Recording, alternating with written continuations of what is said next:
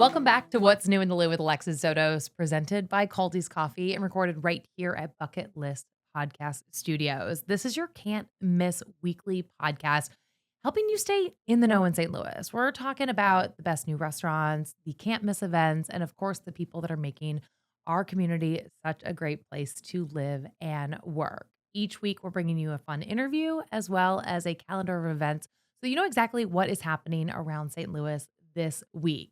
This week's interview, I am super excited to chat with. This started out as a very popular food truck and now has a brand new brick and mortar restaurant. Amy of Sando Shack, thank you so much for joining us. Thank you, Alexis. Oh Thanks my- for having me. You guys just opened a brand new space in Maplewood, and sadly, it's not been exactly the opening Yeah. that you hoped for. Yeah, no. I mean, they never are really, but Right? No restaurant opening is perfect. no, yeah. And then I feel like it's one of those things where if you wait till it's perfect, then it's never gonna open. But I feel like we were on the right track. Mhm. So we just opened a place in Maplewood on the corner of Manchester and Sutton. That sort of prime Location location. was good. Foot traffic was there. We opened, I believe it was June 16th, June 19th-ish. So everything was pretty good. I mean, like the first week that we opened, I didn't even advertise on social media. I just wanted to see how the neighborhood vibe was, Mhm. how the foot traffic was. Everybody was like super into it. People walking by, people posted on Facebook on the Maplewood page. Yeah. Maplewood community has been great so far. They show up. Yeah. They love to support local. That's what I like realized that like people were just walking around being like, "Oh, I live down the street. I've been waiting for the brown paper on, your glass to be uncovered. I Mhm. couldn't wait for you guys to open." So, we got a very large amount of support the first like 2 weeks. And then, it was like 90 degrees and then it was just so hot. And then all of a sudden one day, we got in, everybody went to work. And then the middle of the day, it was like 90 degrees inside of our restaurant. And it was that day that we scrambled to get fans from, Restaurant Everywhere. Depot, like wherever. Yeah, exactly. Like floor Who has fans. a fan? I know. It was like, I was like on Facebook Marketplace. Right. So we got a bunch of fans carried out through the day. The next day, we were just like, all right, obviously something's wrong. So the AC broke. So we During literally the hottest time Yeah. of St. Louis summer. Right. And honestly, though, I feel a little better hearing that other people in St. Louis also have been experiencing AC issues. Mhm. So it's not just us. But yeah, it was really unfortunate. Like the first 2 weeks. Yeah. I mean, that is just like, you never want to hear that for any business, but Yeah. especially that like opening, you just Mhm. got those doors open. I know. And like boom. training everybody, getting into a system and just abrupt halt kind of thing. How as a business do you handle that? How do you handle sort of like the need to pivot and the need to like Mhm. almost a forced pause? I mean, the hardest part for me was not giving my staff their shifts, their hours to Mhm. work. Just because my staff has been with me since like the beginning, really. We started in 2020 as like pop-ups and then 2021 as food truck. Then we had a brick and mortar on Morganford. So like they have been with me for a while and a few of them have, quit their other jobs Mhm. to come to the new location. So like when I was like, hey, we're not going to open and I don't know when we're going to be open until we get a permanent fix on the Mhm. AC.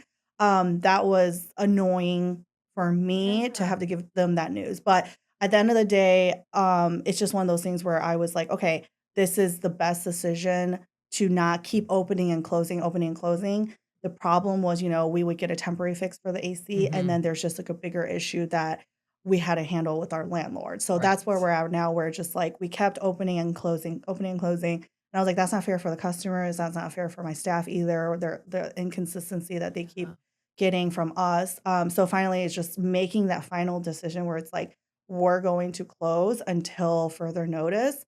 I think the hard part, yeah, is like that I don't know because I don't get answers, and then they want answers from me, Yeah. right? So I have to be that person that's like, one more day, just day by day, like looking for answers myself. And I think managing the customer base is really tricky too because, Mhm. we just opened, people are Yeah. excited about it. We're getting a lot of buzz, and I love all of that. And to swallow all that to be like, yeah, we don't have an answer for you either. Like that Right. really sucks. So I think that I did my best on managing people's responses and giving them answers on Mhm. social media and giving them updates. Pretty much, like, every week, I'm just like, "Hey, here's an update on our AC this week. Here's an Yeah. update." And then whenever I get DMs or messages, I just give them the honest answer. Yeah. That's all you can do, Yeah, right? I feel like that's the best way to handle, like, being a business owner is that transparency where people are wanting answers and you're Mhm. like, there's no reason to be like, "Well, we're probably gonna open this time and this time." It's like, "No, I don't know." Right. The Like, answer is we don't know, this is so what the it's situation is. Yeah. day by day. Everyone stay tuned to their social media. You guys will post immediately, when you guys are able to Yes. reopen, but, aside from this sort of hiccup, if you will, of the Mhm. beginning, I wanna walk it back to the beginning. Mhm. How did you guys start? What's the origin story? Yeah, so, me and my husband, Dan, we actually moved here from Seattle in Okay. 2020. So, you know, I was never in the restaurant business. Mm, I've always been in corporate. I okay. always did, like, marketing and for corporations. My whole background has been that. So, my husband, Dan, has always been in the restaurant Mm, industry. mhm. So he, worked in restaurants in Chicago, worked in restaurants in Miami, and then Seattle. So it was always his dream to be like, I want something for my own, Mhm. like most people. So, it was a random act of events, to be honest, because the City Foundry Mhm. was actually opening, and planning their opening back in like 2018, Mhm. 2019. At the time, Dan was, a manager at a food hall in Bellevue, Washington, Okay. so the Seattle area, Mhm. and they randomly, like, reached out on LinkedIn to, people that were working in food halls, managers of food Mm. halls, to ask for advice or, like a Q&A type Smart. deal. So, yeah, absolutely, like, I think the City Foundry did a great job with their research and their Mhm. planning, prior to opening. So that was all super random, and then when Dan heard about the project at the City Foundry in St. Louis, we kinda jumped on that to be like, "Hey, why don't we try to get a space inside the City Did you guys Foundry?" have a connection to St. Louis at all? I'm from You're from here. Chesterfield, Okay, yeah. got it. So Okay. I grew up in Chesterfield, went to middle school, high school, all that Mhm. here. And then, but I never wanted to move back to St. Louis. I feel like everybody says that, and then it's Yeah. like, "Here we are, we're gonna Here we move back." are. Yeah, everybody, yeah. But, like, I never was I was like, "No, like, I don't wanna go back to St. Louis, it's so Mhm. small, da, da, da." But I also just didn't realize I grew up in Chesterfield and Right. only Chesterfield. Yes. I I mean, I did think not that's a lot of leave. us that grew up Yeah, here and we wanted to leave, and we're like, "Oh, it's so boring." yeah. But yeah, it was boring in our bubbles. Like, now Exactly, that we've, and we were, like, like, moved back and 10, are yeah, Yeah, right, we were like, I teenagers. didn't know where to go anyways. Yeah, exactly, and Weird, like, the Creve Coeur AMC wasn't, like, exciting, parking like lot, right? yeah, like, oh my Well, yeah, gosh. it is funny, like, to move back and then kind of rediscover the Yeah, as city adults with money. with money. Yeah, so, I definitely was like, "I don't wanna move back," but, the random decision to move back also was I was working for Booking.com at the time, Oh, and it okay. was COVID, and everybody was relocating and working from home, Mhm. so I was like, "Man, like, everybody's, going back to their hometowns to work from home," so I Mhm. was like, "Maybe it'd just be cheaper if we move back to St. Louis temporarily until, the world opens and we have to go Mhm. back to the office." And so we were like, "Okay, let's think about the City Foundry deal and then also just move back to St. Louis in the meantime because 'cause we're closer to family, you never Mhm. know what's gonna happen during those years, and then just I'll work from home." So that was the initial plan, Mhm. and we moved back in 2020, but, we signed a deal with the City Foundry, and it just was delayed Yeah, because of, COVID. COVID. So, because of that delay, we were kinda left unknowing on what to do next because, like, they were like, "We don't know when we're gonna open." Mhm. And then I got laid off from booking. Ugh, So, like, the rest of the travel industry. right. So then I was like, "Man, we're just, like, sitting at home, like, what are we doing?" You know? So then we were like, "Okay, let's just what's something fun that we really love to eat from Seattle? Like Mhm. something we are craving, something that's fun, that's easy." Like Dan has a culinary background. I have a business background and marketing background. I was like, maybe, we should just like make some food and like start selling it as like pop-ups and stuff like that. So that's how Sando Shack was born. And Um, how did you decide what to make? Like, what was that conversation of, like, what we're craving that we, like, can't get here in so St. the first one was Louis? poke, right? Because Mhm. that's our poke restaurant. We have Hello Poke inside the City Foundry. So that was one thing where I was like, I was eating that every day in Seattle. Okay, It I was like didn't every actually know that you guys corner. owned I didn't know that you Uh, owned Hello Poke. Look, honestly, most learning. people don't, and it's okay. This is a learning experience on this I love podcast for it. all. Okay, I Yes, love Hello love Poke. it. Yes, Okay. so we have that's ours. That's our initial plan to move Okay. back to St. Louis, develop that, Gotcha. work that. But because of that delay in the City Foundry, Mhm. we started Sando Shack, right? And then Gotcha. Sando Shack, it was mostly we really love this place called Katsu Burger Mhm. in Seattle. It's like my dad's favorite place, and, like, Japanese katsu in Seattle was very, very big. Mhm. And it was, again, very prevalent around every corner, you can get, like, katsu sandos and Mhm. stuff like that. And I just was like, I love, like, adorable things, Yeah. So, Who like, doesn't love yeah, like adorable the type things? of, like, 7-Eleven sandos you get from Mhm. Japan and things like that. So we were like, "Okay, this is seems easy enough," and at the time, it's COVID, so grab and go would be Mhm. easy, sandwiches, but, like, a twist that we know and we like. Mhm. So that's how it really started, where we were like, "Okay, I think that we could do this. Let's just give it a try and, like, see how it goes." So we started, going to our friends' restaurants. Okay. The first one that we went to was, like, Saigon Cafe in Central Mhm. West End. We're like, "Okay, Michael, you are closed on Sundays. Why don't we just, like, utilize your space, give Mhm. you a little rent money, and then kinda just use your space to do, like, these pop-ups?" So And what was the reaction like from the public? it was so nice, honestly, like, I mean, I started the Instagram to, publicize it first, Yeah. so we got a lot of buzz. I think because there just isn't enough maybe Asian fusion foods, Mhm. I think we're getting a lot more, which, like, I love seeing it, especially on Del Mar, Mhm. but I think just, like, we probably need a little more of it, and, like, whenever there's something that's new that was, like, on the West Coast or East Yeah. Coast, they're like, "I Takes a wanna little bring bit it for it to here." migrate here And sometimes. that's, like, my feeling too, where I'm like, "I want it to come here, like, Yeah. who's gonna do it?" Mhm. And then we're like, "Okay, let's try it." But it was really nice. We were I mean, the weird it's just crazy because, like, the capacity that we were at back then, we were only making, like, 30 sandwiches a day, and then we're like, "Yay, sold out," that was so amazing, and the feeling was And now how many great. do you do? Like, obviously, when y'all are open. Maybe like a even if it's like a lunch shift, like on the food truck, we try to do like 2, 300. Wow. You know Yeah. what I mean? So like it really is crazy because like back then it took forever to make these things because we didn't have a system. Right. We didn't know if like people would want them. Right. So yeah, so it was really nice. Like everybody was, reaching out on social media and be like, wow, this is so cool. Like I'm really glad to see this type of food like coming in town. Mhm. This is really unique. Like we really wanted something in St. Louis that was more diverse, blah, blah, blah, Mhm. blah. So that was kind of the feedback that I was getting in the Amazing. beginning. Yeah. So where did the food truck come into play? How did you find it? How did you decide to go from pop-up to food truck? So, I think the food truck scene really popped off in 2020. I think Mhm. that's where everybody was like, "Okay, we need something mobile," because Mhm. restaurants weren't open. So, I think that food trucks really had a moment back then. It's still going okay, but I really think that, like, mobile carryout was the Mhm. thing, back during COVID. So, when we started doing more pop-ups, we definitely got advice and feedback from people that are like, "Oh, you should either open up a restaurant or you should open up a food truck."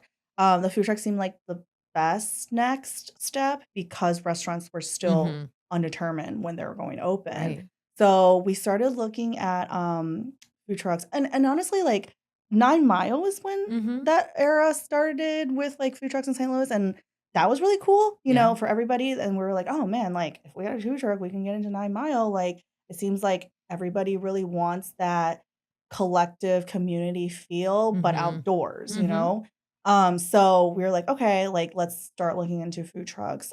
We got our food truck from a space in Indiana Okay. that builds food trucks. Oh, cool. So they take, old Sara Lee trucks, things like that, and then they put all the equipment inside and things like that. It was a definite leap for me. Well, and Dan, but I'm a pretty reserved person, like a very, like, pros and cons type person, and I was just Mhm. like, "This seems crazy."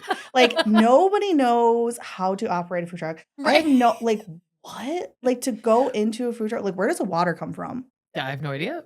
I'm still like, what do we like, where I'm like, how does it get hot, the water? Like, things like that. So, I just was like, this seems crazy, but, like, I was just like, I mean, but we'll just figure it out, right? Like, we'll just keep on pushing through.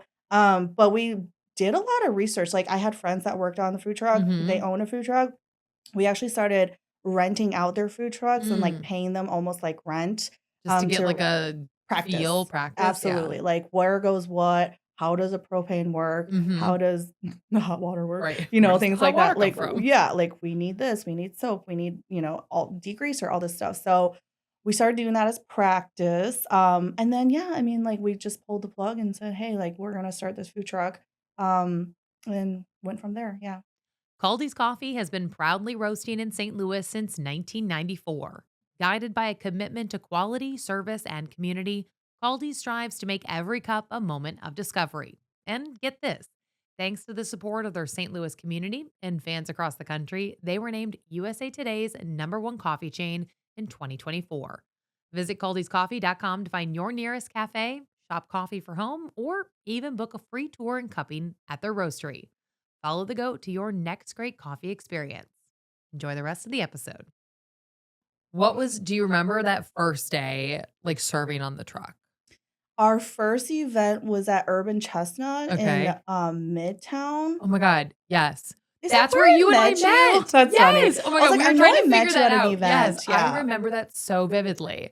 So, what do you remember about like kind of like day one of like popping that like window open and It like was serving a so crowd? scary because it was, like, me, my husband Dan, and my cousin Annie, Hmm. who's, like, 16. You know what I mean? Like, we're like, "Oh my god," like, dude, it just We need another set of hands. yeah, like, I didn't hire anybody yet, Right. we were just starting and, like, I it was just us 3 too.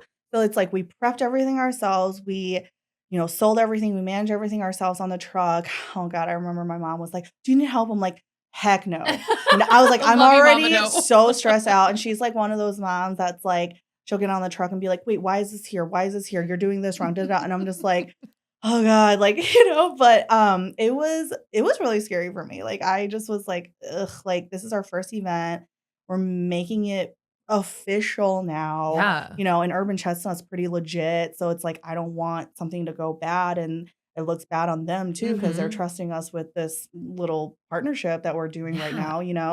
now. They were really generous and nice though, honestly, like, I think it was cool that they just we had Took a no chance yeah, we and had no backtrack like, back record or, like, mhm. whatever you call it, so then we didn't have, any proof that we were gonna do well, so the fact that they were like, "Oh, yeah, just pop up at our, like, the brewery," it was really good. It was, like, we sold out, people were really nice. I think that, we just, like, pushed through and Was there a moment, like, during that service where you realized, like, "Okay, I think this could work. Like, I think we could do this." yeah, I mean, I think that once we got a system down and everybody knew exactly what they were doing inside the truck. Because it's tight quarters in there. Absolutely. Inside a food truck, honestly, I think that today we only still have 4 people working Mhm. because anything other than that is just Too tight. Yeah. like, you're just bumping each other and it's getting too chaotic. But yeah, so I mean, we were just working 3 at a time, and so, like, once we got a system down on, who's taking orders, who's cooking what, who's Mhm. making this, then I was like, "Okay, so just follow that system on repeat forever for Never the end of stop. time." Yeah, exactly. So I was like, "All right, like, we're just do it, just like, it's fine." Like, and then I always have anxiety when I say we're sold out, Mm. because like, it's all I know I love when people are like, "It's a good problem, it's a good problem." I'm like, "I know, but, You like, feel I bad. feel bad, and I hate that I hate being that person that's like, "Sorry, guys, we're sold out." It's like, it Yeah. seems like we're, not really prepared, Mm. but at the same time, it's like, I just have to remember this is how small businesses work. Like, we're Yeah. not a corporation, we're not There's not pumping it out. unlimited Yeah, exactly, and we're bread and yeah. exactly, and we're, like, prepping everything fresh too, Yeah. so it's not like we're like, "Okay, like, let's just go back to the headquarters and, like, Right. make some more." But, I mean, yeah, we sold out, we were on the news that day, I That's remember exciting. because I think it was, like, one of the first events, Like, after COVID. after Do you remember COVID? that? And, like Vaguely. I mean, now that we said that, now that we just, like, came I'm like, I actually wanna go I know there's a picture of me, like, You holding were one of the there. I sandwiches, remember, yeah. like, in the beer garden, and I'm gonna go find Girl, it. you were famous. I remember, because I remember I think it was, like, Dan too, and he was like, "Isn't that Alexis Zotos?" I was like, "Who?" And then I saw your face and I was like, "That is Alexis Oh, Zotos." well, thank you. Well, Yeah. I love your guys' food, and I'm so excited to see how you've grown, and the food truck clearly took off. Mhm. When did you decide that it was time to open that first brick and mortar? Um, and now it was another feedback thing, Mm, people just kept being like, "You got" like, because we were inconsistent with the food truck, right? Like, I sure. think with food trucks, unless you're out there every day, you're just picking these events that so we kept doing food truck pop-ups, Mhm. but I never was parked at one spot at the same time every day. Right. So, I only selected, the events, the festivals, or just, like random pop-ups like at breweries or Mhm. just, we're collabing with somebody. So, it is inconsistent, we don't have, like, hours or anything. There's pros and cons. I mean, with the pop-up, it generates more excitement. There's something to look forward to. Mhm. I think that but the cons are also you never know for the customers, like, when your next pop-up's gonna be. Right. You might miss it, it might be sold out. There's not that consistency. So, I was getting that type of feedback from customers a lot where it's like, "Oh, you guys should open up a brick and mortar, to have that 9 to 5 kind of hours or whatever Mhm. hours," you Mhm. know? So we just started looking into it because I was like, "Okay, honestly, it would be nice to have our own space where we can prep Prep, there." yeah. Because Because where were you prepping? yeah, we were, prepping at, STL Foodworks. Okay. It's on Sarah Street, Yeah. so they actually are great. So, like, if anybody's looking for, a commissary in the city, they're awesome people. So I really appreciate them because, like, we kinda started off with them too. Like, all of Mhm. our pop-up preps and food truck preps have been with them. So they're really lovely to work with. They can work, like, with you and things like that, on, pricing and stuff. So Love they've it. been always really helpful. So we were prepping there, but it's hard because everything you prep, you have to take it into a we have a minivan, take it Mhm. in the minivan, then take it to the event, and Mhm. then, "Oh, I forgot this, I have to go back." So it was just once we got the brick and mortar, it was so much easier to have everything in one place. Yeah, I So that bet. was helpful too, And so yeah. how did you decide Morganford for your first spot? I think we looked at a few places. We actually looked at, the space next to TikTok Tavern, Oh, which yeah. used to be Steve's Hot Dogs, Mhm. and then now it's Buzz's. Mhm. So we looked at that space. We looked at, I don't remember, like, a few other spaces too. So we ended up, deciding on Morgan Ford actually, I think mostly because of Amsterdam Tavern. Yeah. So they, have a good crowd. They already have a huge following. At the time, we were thinking, the space on Morgan Ford is not that big, Mhm. Mhm. but we could get a crowd that's mostly carry out, and Yeah. then they can take it to Amsterdam Tavern during like Mhm. soccer games or whatever events, and then they can eat there. Mhm. So we were thinking I think a lot of what we base it off of too is because we did have good relationships and partnerships with, breweries around the Mhm. city. Because we popped up at, like, Urban Chestnut, we popped up at, like, Second Shift before, Four Hands Mhm. before, Schlafly before. So we were like, "Oh, that's great that, like, if somebody doesn't have a kitchen, we can provide that for Right. them while people are drinking beer." Absolutely. So that made sense for me, at the time. Um, like, we were there for 2 years. I think that at the end of the day, though, the space just wasn't big enough for seating. 'Cause you Um, wanted a place where people could actually then dine in your Dine restaurant. in, people with strollers, Mhm. kids, families that had that space. Yeah, I was getting a little too like, our carryout service was great, but, we were missing that market Yeah. of sit down, dine in people. And so now you've got the space in Maplewood that Mhm. will eventually be open very soon, hopefully, with the new air Hopefully. conditioning unit. Yep. For people who haven't had your food, first off, y'all are missing out. Gotta get it. So good. Tell us a little bit about it. Like, tell us about those sandwiches. Like, what makes them unique? So our Japanese sandos are all breaded in panko breadcrumbs, and Mhm. then they're deep fried. So it should come out as that like golden, crispy, either chicken fillet or like pork fillet. We have a mushroom option as well for vegetarian people. And what makes it really unique, I think that it's our ingredients that go into it. So we make a cabbage slaw that goes onto all of our sandos. Mhm. That one, everything is made in house. So we're using ingredients like wasabi, QP mayo. We're using ingredients like sake, mirin, vinegar, white rice vinegar, things like that. So the ingredients really make it unique. We have also like sauces that are pretty unique. So we make like a yuzu aioli that goes onto one of our Yum. sandos. The chicken karage sando is a special one because that one is breaded in like potato starch, Mm. and we pickle our Fresno peppers, add those to the chicken karage. That one is the one that comes with a yuzu aioli. So I think like at the end of the day, it is just a sandwich, but we make it unique because of our ingredients and how Mhm. we cook it and how we prep it. So I think that, when somebody does come in, they're like, "What makes it unique?" I describe all these things to them and just say, "Hey, like these are the ingredients that we're using. Mhm. We prep fresh every day, and that's why sometimes we sell out." Our fries are unique God, they're so because good. I love our fries, and like not just, I mean, the fries are fries, but like we have these seasonings on top. Mhm. So we have a curry seasoning Yeah. that we make in-house too. So we blended with like Now I'm sugar hungry. and great. This is over. Let's just go. Let's go to lunch. Yeah. So we have a curry that's really good. The Togarashi is a popular one. I mean, Yeah. that one's just a Japanese seven spice seasoning, but it just gives a little kick, gives a little something extra.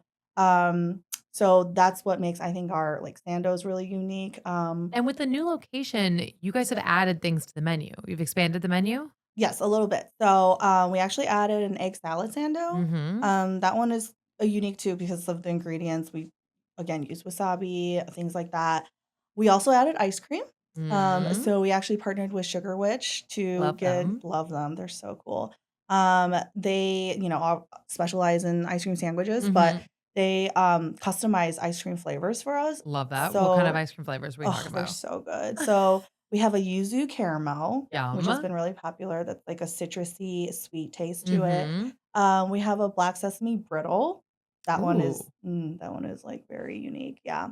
If you like black sesame, you're gonna like love it. okay. And then we have an ube, we have a Yeah. matcha, we have your typical like chocolate, vanilla, strawberry, and then Mhm. we have like a red bean vanilla swirl Ooh. and then a, miso taro. So, Oh, taro's a so root. fun. It has Yeah. that, like, rooty flavor, at the end, yeah, or whatever, yeah, but, yeah, they're all really And good. then what are the little, like, fish The waffle taiyaki? thing? What Yeah, how do you say it? taiyaki? Okay. Yeah. Those are so good. Yeah, they are, and they're just so cute and adorable. That's what I'm saying, like, I love adorable I love cute things. things. Yeah, so I try to do my best and, yeah, like, those are, Japanese it's a Japanese dessert, Mhm. commonly found on the streets of, Yeah. like, the vibe on street fair food kind of vibe. So they're made with either, like, waffle or pancake mix, Mhm. and then they're stuffed with Nutella or red bean or Mhm. custard or whatever flavor you wanna put inside. We have Nutella and red bean in Yeah. ours, yeah. What excites you when people walk in, especially with the new location, that haven't had a chance to try your food yet, that are excited about something new in their neighborhood? Like, what's that feeling to you to serve somebody who hasn't tasted that food before?